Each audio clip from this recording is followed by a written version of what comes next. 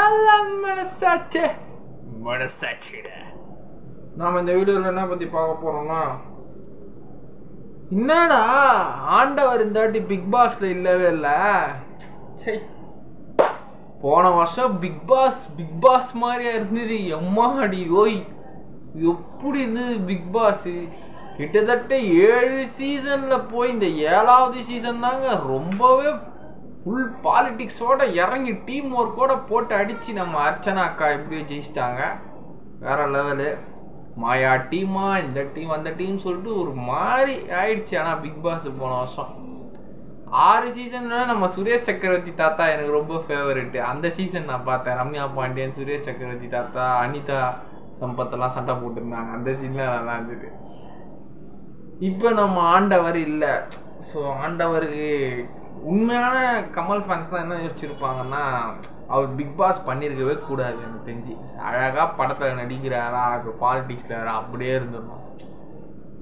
Big pass தேவையில்லாத நிறைய பேர் அவருக்கு டேமேஜ் ஆகிடுச்சு. ஆண்டவருக்கு நல்லது இந்த வாட்டி ஆண்டவர் இல்லை, அதுவே போதும். அப்புறம் பார்த்தா நம்ம விஜய் சேதுபதி அண்ணா இப்போ போஸ்ட் பண்ண போறாரு இந்த சீசனு. என்னாச்சு குமுதா ஹாப்பி என்னாச்சு? என்னாச்சு குமுதா ஹாப்பி என்னாச்சு? குமுதா என்னாச்சு?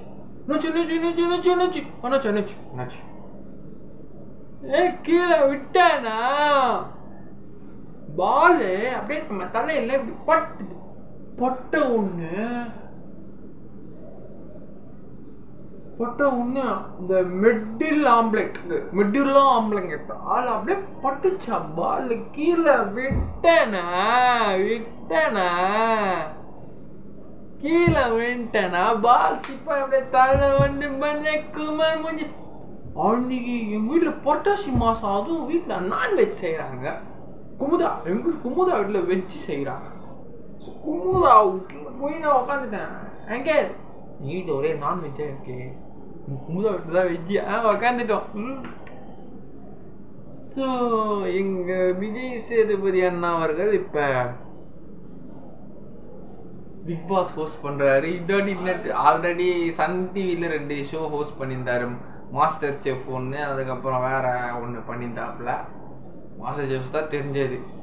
அதுக்கப்புறம் இப்போ பிக் பாஸ் ஹோஸ்ட் பண்ணுறாப்புல. நல்லா தான் ஹோஸ்ட் பண்ணுவார்னு நினைக்கிறேன். இந்த சீசன் யாரும் ஆண்டவர் இல்லை. We are all going to miss Kamal Haasan ஐயா அவர்கள்.